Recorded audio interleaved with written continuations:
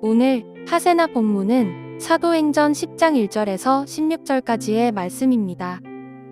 가이사랴에 고넬료라는 사람이 있었는데 그는 이탈리아 부대라는 로마 군대의 백부장이었다.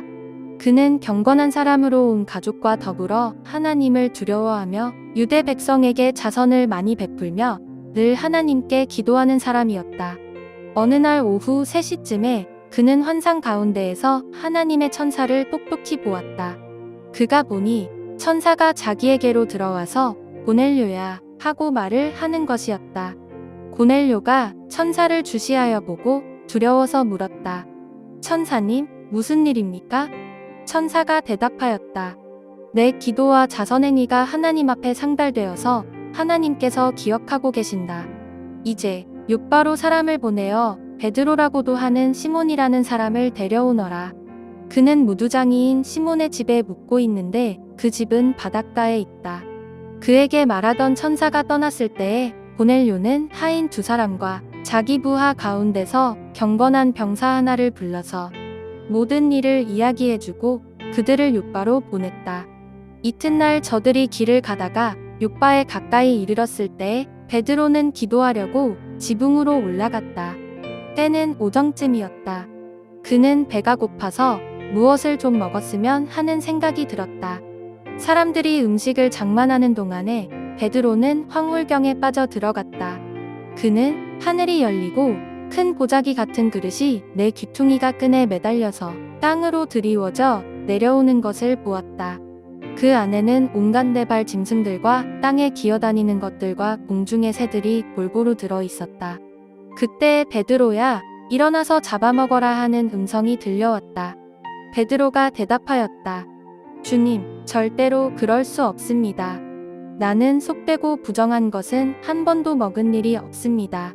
그랬더니 2번째로 음성이 다시 들려왔다. 하나님께서 깨끗하게 하신 것을 속되다고 하지 말아라.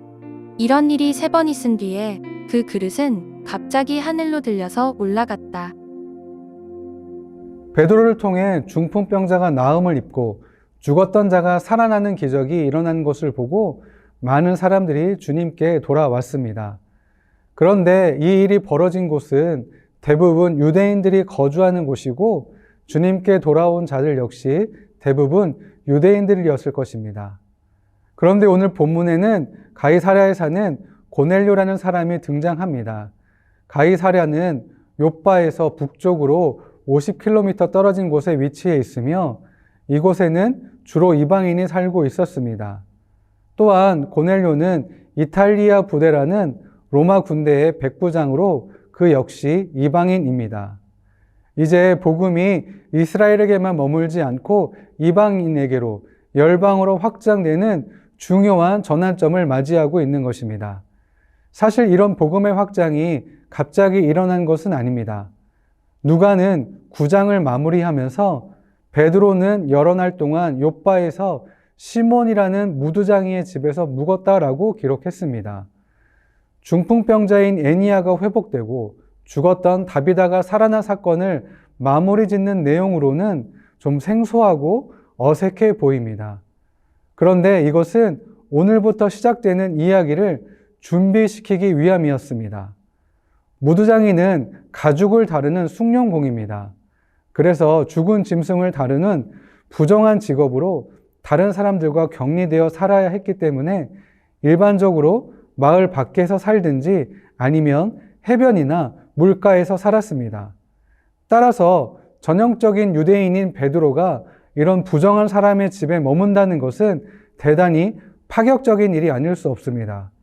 그런데 하나님께서 베드로를 그곳에 머물게 하신 이유는 앞으로 전개될 고넬료의 회심 이야기를 시작으로 이방인들에게도 복음이 전파되는 준비 과정이라 할 수 있습니다.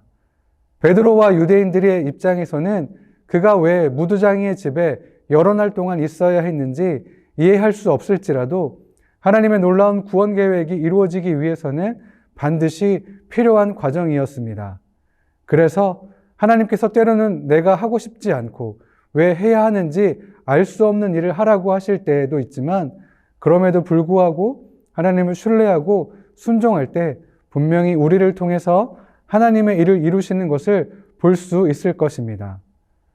본문 1절에서는 고넬료에 대한 일반적인 정보를 기록했다면 2절에서는 그가 하나님 앞에서 어떤 사람이었는지를 보여주는데 그는 이방인이었지만 경건한 사람으로 하나님을 두려워하고 경외했습니다.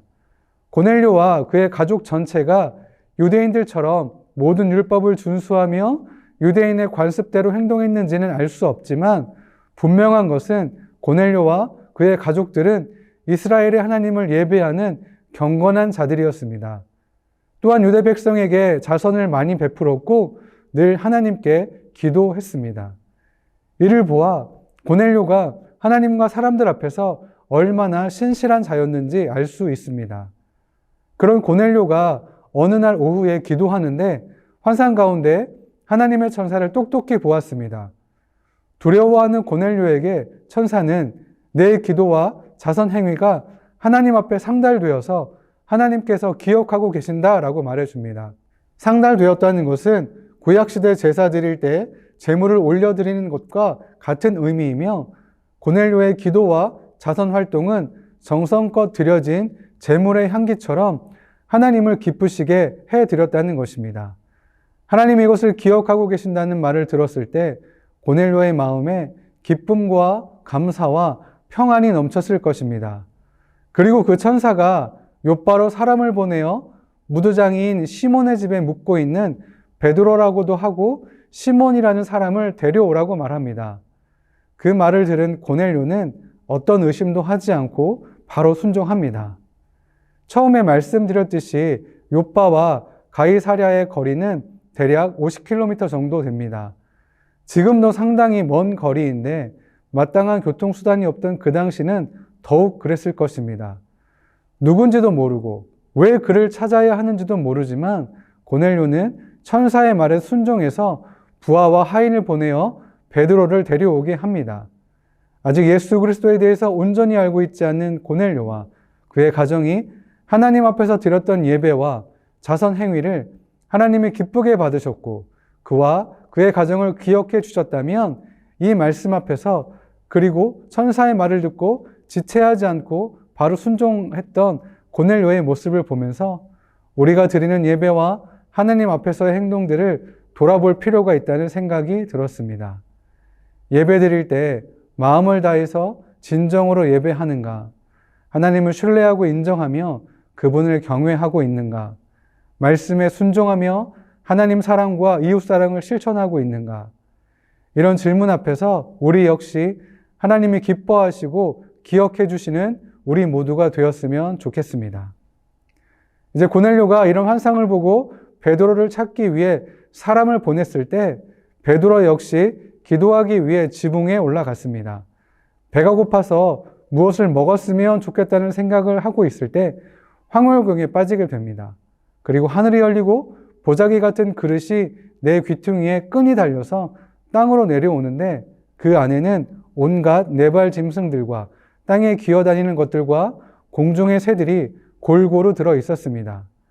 보자기 안에 있는 동물들은 유대인들 관점에서 보면 먹기에 부적합한 동물이었습니다. 그래서 잡아먹으라는 그 음성에 절대로 그럴 수 없습니다. 나는 속되고 부정한 것은 한 번도 먹은 일이 없다고 말했던 것은 너무나 당연한 반응입니다. 그러나 하나님께서 깨끗하게 하신 것을 속되다고 하지 말라라는 음성이 들려옵니다. 이런 일이 3번 있은 뒤에 그릇이 갑자기 하늘로 들려서 올라갔습니다. 이 말씀은 이제 새로운 계시가 임하였음을 암시합니다. 예수님께서 이 땅에 오심으로 유대인의 의식은 폐지되었고 깨끗한 음식과 더러운 음식을 구분하는 개념이 사라지듯이 깨끗한 사람들과 더러운 사람들의 구분도 폐지되었음을 알려주심으로 베드로를 비롯한 유대인들이 가지고 있던 이방인을 멀리하고 멸시하던 태도를 돌이키라는 뜻입니다. 이 환상을 통해서 베드로는 이후에 고넬료의 집을 방문할 수 있게 됩니다. 모든 것을 판단하시는 분은 하나님이십니다. 나의 경험과 지식과 가치관이 하나님의 말씀과 선택과 판단보다 앞설 수 없습니다. 그래서 하나님께서 우리에게 가르쳐 주시고 깨닫게 해주실 때 겸손히 순종하고 따라야 하는 것입니다. 오늘 하세나를 통해서 하나님 앞에서 나의 삶과 생각과 태도를 돌아보고 하나님을 기쁘시게 하는 삶, 하나님께 순종하는 삶을 사는 저와 여러분들 되시길 축복합니다. 오늘의 하시조는 가족들과 하루를 마무리하며 감사 제목을 나눠보는 것입니다. 나눔을 통해 가정 안의 감사가 더욱 넘쳐 흘러나기를 기대합니다. 오늘의 하시조 함께 하시죠.